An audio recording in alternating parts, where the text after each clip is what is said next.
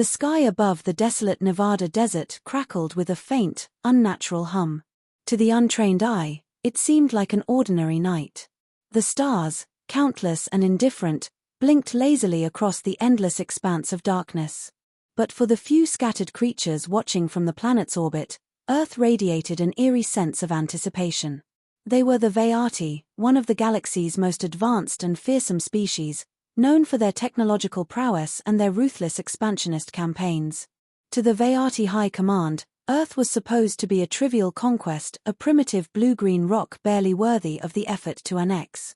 Yet here they were, hovering in their gargantuan flagship, the Vindication, scanning the planet's surface for a sign that something was terribly wrong. Captain Azal, a towering figure with translucent azure skin that shimmered faintly under the bridge's cold light, stood at the center of the command deck. His 6 elongated eyes blinked in synchronized precision as he reviewed the holographic display before him. A dense matrix of data streams flickered, each detailing Earth's atmosphere, electromagnetic activity, and geothermal patterns. And yet, no matter how advanced their sensors were, there was one glaring anomaly that no amount of calibration could ignore. The planet was surrounded by debris fields unlike anything the Veyati had ever encountered. "Explain to me again," Azal hissed, his voice a low rumble that reverberated across the bridge. "How has this insignificant world, this Earth managed to accumulate such a vast and varied graveyard of spacecraft? No species on this planet should have the capability to produce this scale of debris. What am I missing?" A junior officer, barely more than a larva by Veyati standards, stammered as he answered. "We have no clear explanation, Captain. The debris consists of ships from over 27 galactic civilizations, some of which we believed to be extinct. Scans indicate the wreckage spans several centuries in age, and yet," the officer gulped, his voice trembling as Azal turned his many eyes toward him. "And yet there's no indication that the native species were ever capable of engaging them in combat. Their technological level is rudimentary at best." Azal's mandibles twitched in irritation. "Rudimentary. Yes. And yet here we are, staring down a planet that looks more like a galactic scrapyard than a viable target for annexation." Before he could continue berating his crew, the holographic display shifted. A new signal, faint but distinct, was pulsing from Earth's surface. It was a simple binary transmission, broadcast on a frequency so outdated that it bordered on laughable. Yet its message was anything but amusing. ***, welcome to Earth. Please deposit your wreckage responsibly. Violators will be prosecuted to the fullest extent of human creativity. ***. The bridge fell silent. Then, as if on cue, the crew erupted into a cacophony of confused murmurs. Azal silenced them with a single sharp gesture. "What in the 9 clusters of Veyari Prime is this nonsense? Who sends such a transmission? And what does it mean?" "Perhaps," began the ship's science officer, a stoic being named Kaerix with a reputation for patience, "it is a cultural artifact. A form of humor, perhaps. Or a primitive attempt at psychological warfare." "Humor?" Azal repeated, incredulous. "You think these primitives are mocking us?" Kaerix raised a single tendril in a gesture of cautious uncertainty. "It is merely a hypothesis, Captain. I suggest we proceed with caution." Azal's mandibles twitched again, this time in what might have been interpreted as a grimace. He loathed proceeding with caution. But something about the situation, the inexplicable wreckage, the audacious transmission, set his instincts on edge. "Prepare an away team," he ordered. "We're going to get answers directly from the source." Meanwhile, down on Earth, in a nondescript government facility buried beneath a seemingly innocuous truck stop, 2 humans were huddled around an ancient CRT monitor. The room was cluttered with outdated technology, rotary phones, dot matrix printers, and what appeared to be a microwave held together with duct tape. The air smelled faintly of stale coffee and burnt circuit boards. "It worked," said Marla, a wiry woman in her late 30s with frizzy hair that seemed to have a mind of its own. She leaned back in her chair, grinning triumphantly. "I told you the old binary message would get their attention." Her companion, a bearded man named Greg who looked like he'd walked straight out of a 1980s tech convention, frowned. "Yeah, But now what? We've got a ship the size of Manhattan hovering up there, and all we've done is taunt them. What happens when they come down here looking for trouble? Marla shrugged. Then we show them what happens when you underestimate Earth. Greg groaned. You've been watching too many old action movies. This isn't some Hollywood scenario where we've got a secret superweapon hidden in Area 51. We're talking about aliens with tech so advanced we can barely comprehend it. How exactly do you plan to handle that? Marla's grin widened. Oh, I have my ways. Trust me, Greg. Humanity didn't survive this long by playing fair. Greg opened his mouth to retort, but before he could say anything, the room's fluorescent lights flickered. A low, resonant hum filled the air, growing louder with each passing second. The two humans exchanged a look of alarm as the ancient monitor suddenly blinked off, replaced by a shimmering holographic projection. The face of an alien, angular and undeniably imposing, filled the room. Humans, the alien intoned, its voice reverberating like a gong. I am Captain Azal of the Veyati Dominion. You will explain the nature of this graveyard orbiting your planet. Fail to provide satisfactory answers, and you will face the full might of our fleet. Marla stepped forward, unperturbed. Nice to meet you, Captain. I'm Marla. This is Greg. And as for the graveyard, well, let's just say Earth has a bit of a reputation. Azal's many eyes narrowed. A reputation? Yeah, Marla said, her tone deceptively casual. Turns out, Earth isn't as backward as everyone thinks. We've had a few visitors over the centuries. Some came in peace. Others came looking for a fight. None of them left in one piece. Greg's eyes widened in horror. Marla, what are you doing? He hissed under his breath. Relax, she whispered back. I've got this. Azal's mandibles twitched in what might have been a sneer. Are you claiming that your primitive species has defeated not just one, but dozens of advanced civilizations? Marla shrugged again. I'm not claiming anything. The evidence speaks for itself. She gestured vaguely upward, as if the alien could see the debris fields from his vantage point. For a long moment, Azal was silent. Then, in a voice dripping with suspicion, he said, You expect me to believe that this planet, this insignificant speck in the cosmos, is some sort of galactic trap? Believe what you want, Marla replied. But if I were you, I'd think twice before picking a fight with Earth. The hologram flickered, and Azal's face was replaced by static. Greg turned to Marla, his face a mixture of awe and exasperation. You're insane, he said. You just taunted an alien warlord. Do you have any idea what you've done? Marla's grin was as defiant as ever. Sure I do. I bought us some time. Now let's get to work. As the hum of the Vindication's engines grew louder overhead, the two humans dove into the chaos of their makeshift command center. Somewhere in the distance, a lone coyote howled, its mournful cry lost in the vastness of the desert night. The towering shadow of the Vindication loomed over the Nevada desert, casting a chilling stillness across the barren landscape. Inside the ship, the Veyati crew worked with frenetic energy, their movements deliberate and precise. Azal stalked the command deck like a predator preparing for the kill. Every decision he made was calculated, each action taken to peel away the layers of this mystery surrounding Earth. Yet, despite the staggering resources at his disposal, frustration gnawed at the edges of his mind. Something about this planet didn't add up. Status report, he barked, his voice cutting through the ambient hum of machinery. K-Arix, the ever-composed science officer, floated closer, her gelatinous tendrils curling thoughtfully. Our scans confirm what we previously reported. The wreckage orbiting this planet spans multiple eras and species.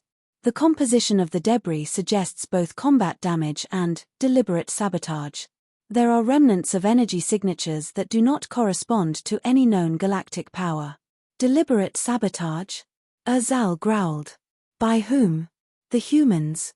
Do you expect me to believe they orchestrated this chaos with technology that barely rivals a child's plaything? K-Arix hesitated. There is no direct evidence to confirm that the humans are responsible. However, the transmission from the surface suggests they claim responsibility. At the very least, They are aware of the phenomena and have chosen to exploit it as a deterrent. Azal's mandibles twitched. Deterrent or deception, it's irrelevant. We will land. Prepare the extraction team. I want answers, and I want them now. A ripple of apprehension passed through the crew, but none dared voice their doubts. The captain's orders were absolute, and questioning them was tantamount to treason. As the preparations began, Azal turned his gaze back to the holographic projection of Earth. Despite his scorn for the humans, he couldn't shake the unease gnawing at his core. This mission was supposed to be routine. Instead, it was becoming an enigma that threatened to unravel his carefully curated command. Meanwhile, back in the underground command center, Marla and Greg were in overdrive. Greg's fingers danced across the ancient keyboard, lines of code scrolling on the monitor as he tried to access the facility's dormant defensive systems. Marla paced behind him, a bundle of nervous energy, her mind racing through contingency plans. "How's it coming?" she asked, trying to mask her impatience. Greg didn't look up. Slowly. These systems were last updated during the Reagan administration. Half the circuits are fried, and the other half might as well be written in hieroglyphs. "Give me a minute." "We don't have a minute," Marla snapped. "That ship up there isn't just going to hover forever. They're coming down, and when they do, we're going to need more than some witty banter to keep them at bay." Greg sighed, running a hand through his disheveled hair. "Why do I feel like you're enjoying this?" Marla smirked. "Because I am. How often do you get to mess with an alien invasion? It's like every sci-fi movie rolled into one." Greg muttered something under his breath but said nothing more. The truth was, Marla's reckless confidence had a strange way of inspiring him, even when it bordered on suicidal. If anyone could outwit a technologically superior alien race with little more than duct tape and stubbornness, it was Marla. Just as Greg managed to coax a flicker of life from the old defense console, the room's fluorescent lights dimmed again. This time, it wasn't a transmission. It was power being rerouted to something. Both of them froze as a low mechanical whir began to echo through the facility. "What did you do?" Marla asked, her voice low. Greg shook his head. "Nothing. I just... Wait, is that..." Before he could finish, a section of the wall slid open with a pneumatic hiss, revealing a massive chamber filled with rows of something. Marla's eyes widened as she stepped closer, her flashlight cutting through the darkness. What she saw took her breath away. "Holy... Greg, do you know what this is?" Greg squinted. "Looks like drones. Old ones, by the looks of it. Military surplus maybe. Not just any drones," Marla said, her voice tinged with awe. "These are Arcadia-class automated defense units. They were supposed to be prototypes, cancelled after the funding dried up. But if they're fully operational..." Greg's skepticism was evident. "And you think they'll still work after sitting here for who knows how many decades?" Marla's grin returned. "Only one way to find out." The Veyati extraction team descended with the precision of a well-oiled machine. Clad in iridescent armor that refracted light like liquid crystal, they moved silently across the desert, their weapons at the ready. The air shimmered with heat, and the faint scent of ozone clung to the wind. They were prepared for resistance, but none came. The desert was eerily quiet, save for the faint hum of their landing craft. As they approached the coordinates of the transmission's origin, the team leader signaled for a halt. The structure before them was an unassuming truck stop, its neon sign flickering weakly. To the untrained eye, it was nothing more than a relic of human commerce. But the Veyati scanners told a different story. "The signal originates below this structure," the leader reported. "There is a concealed entrance approximately 10 meters east." Azal's voice crackled over the comms. "Proceed with caution. I want prisoners, not corpses." The team advanced, their movements synchronized and deliberate. They located the entrance and breached it with surgical efficiency, descending into the underground facility with weapons drawn. What they found, however, was not what they expected. The first thing they noticed was the smell, a strange mixture of coffee, burnt plastic, and something distinctly human. The second was the noise. Music, tinny and distorted, echoed through the corridors. It was an old Earth song, upbeat and obnoxious. The team leader grimaced. "What is this?" one of the soldiers muttered. Before the leader could respond, the music cut off, replaced by a voice. "Welcome, extraterrestrial visitors. Please enjoy your complimentary tour of Earth's finest subterranean facilities. Don't touch anything, and remember, tampering with human ingenuity is highly inadvisable." The voice was unmistakably human, dripping with sarcasm. The team leader clenched his mandibles. "Spread out. Find the source." As they moved deeper into the facility, the walls seemed to come alive. Panels slid open, revealing ancient machines that hummed to life. Drones, sleek and deadly despite their age, emerged from hidden compartments. The Veyati soldiers fired their weapons, but the drones were fast, their movements erratic and unpredictable. From a concealed control room, Marla watched the chaos unfold, her grin widening. "I told you, Greg. Never underestimate Earth." Greg, who was frantically typing commands into the console, glanced at her. "You're enjoying this way too much." "Damn right I am," Marla said. "Now let's see how they like round 2. With a flourish, she pressed a button, and the facility's automated defenses kicked into high gear. The Veyati soldiers, for all their advanced technology, found themselves outmaneuvered at every turn. The drones weren't just fighting back, they were adapting, using the facility's layout to their advantage. It was as if the entire building had become a weapon. Erzal watched the feed from the extraction team's helmets, his frustration mounting. "Pull them out," he ordered. "We'll regroup and reassess."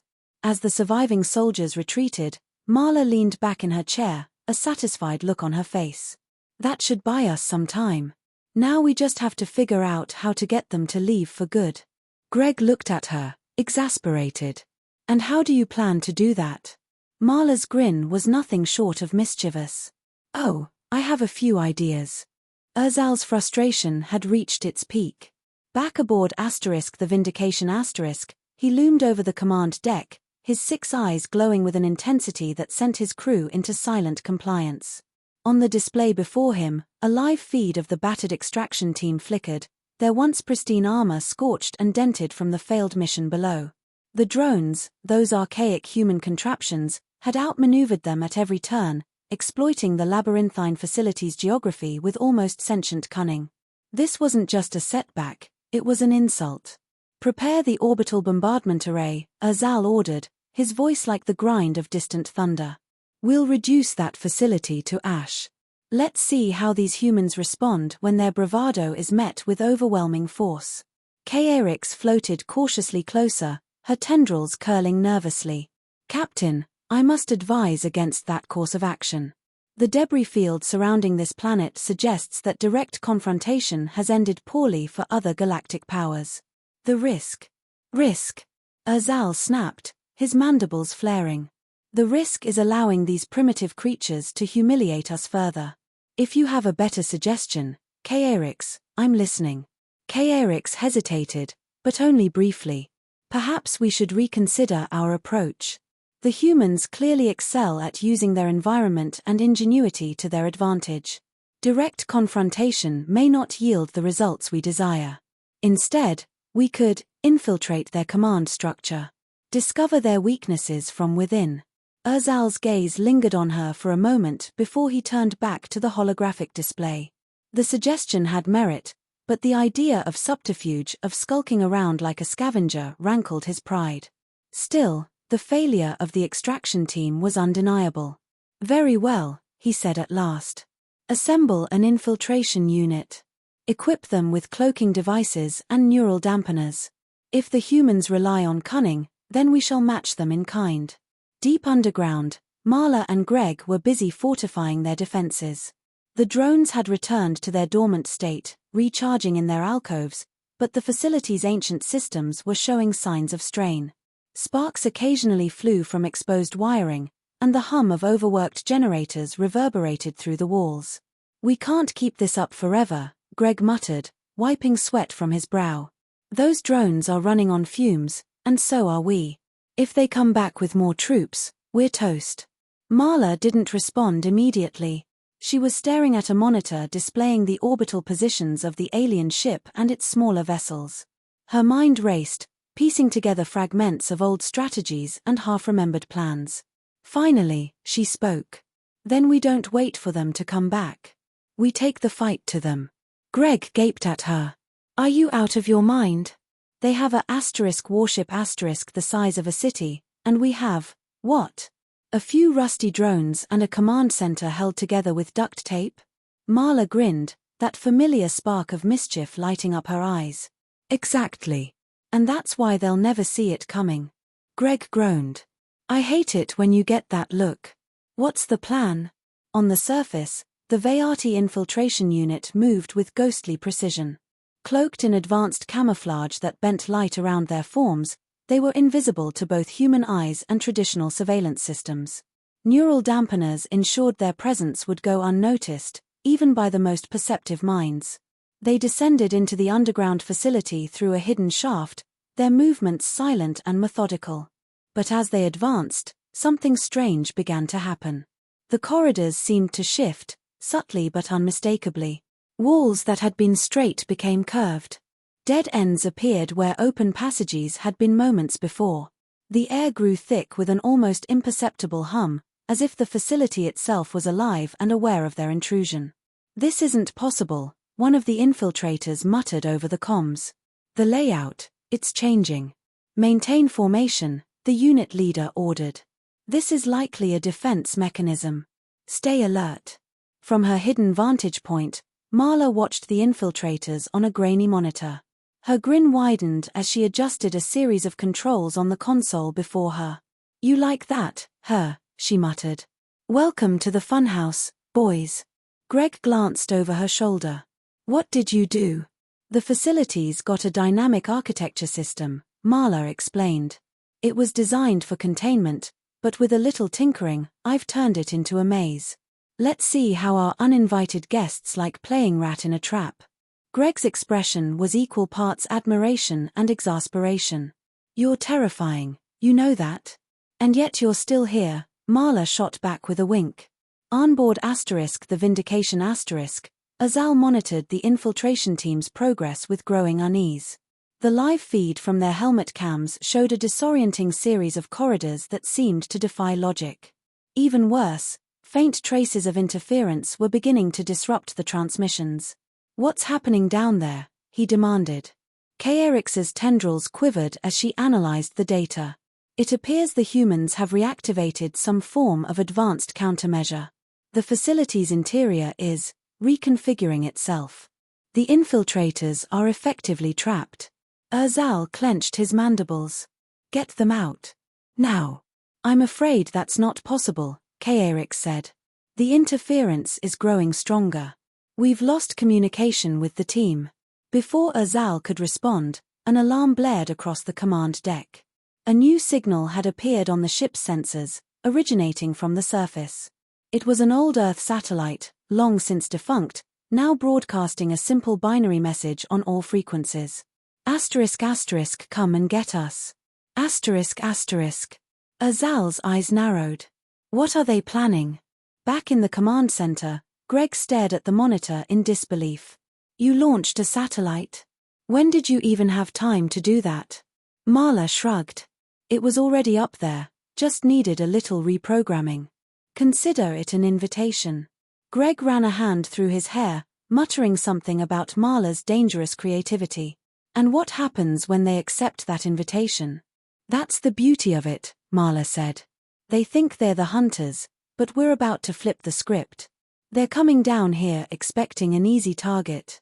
Instead, they're walking into the biggest trap Earth's ever set.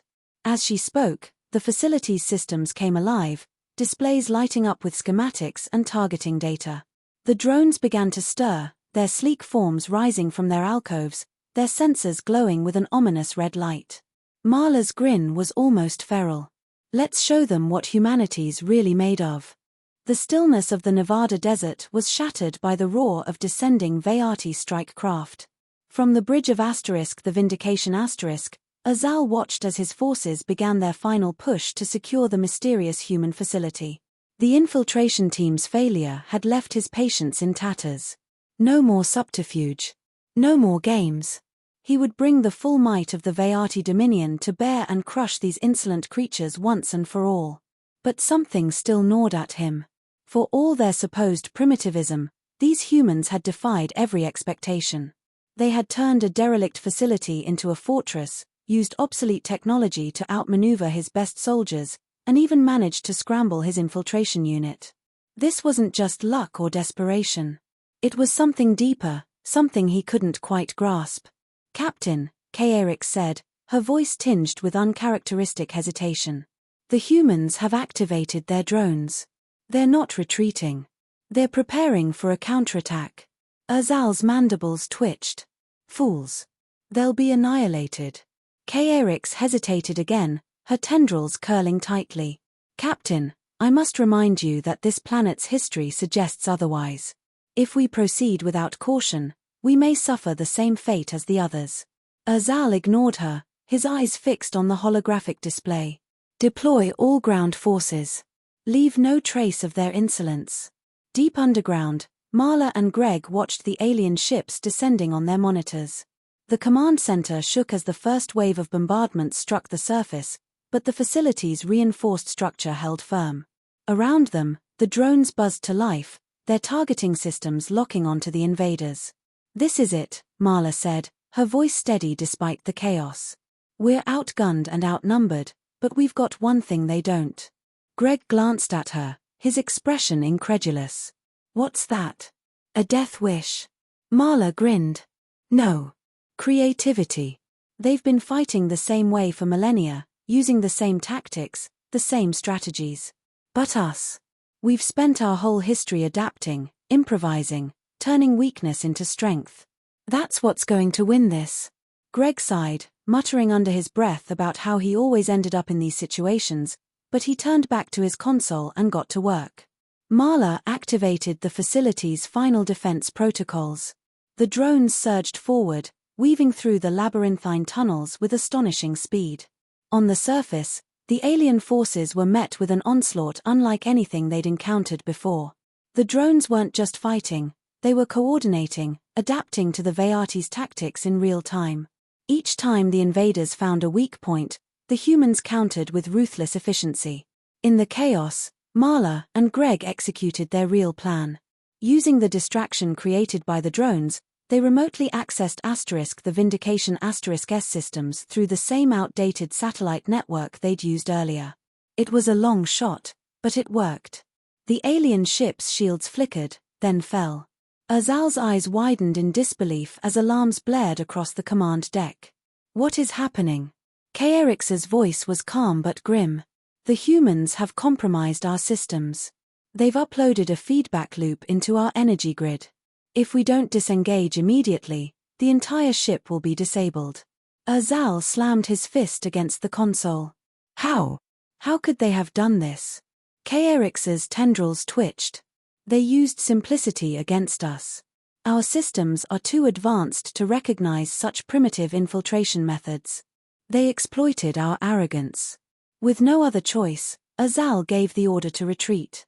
The Veyati forces scrambled to evacuate, leaving their ground troops to fend for themselves.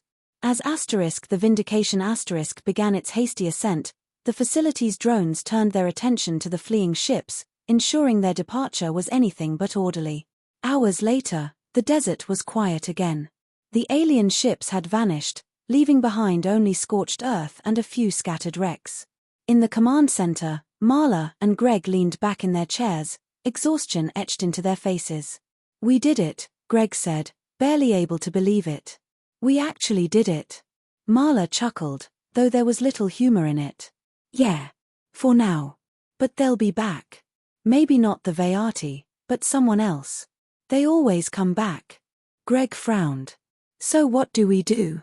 Marla's grin returned, though it was softer this time, more thoughtful. "We keep fighting. We keep adapting. And we keep reminding them why Earth isn't worth the trouble."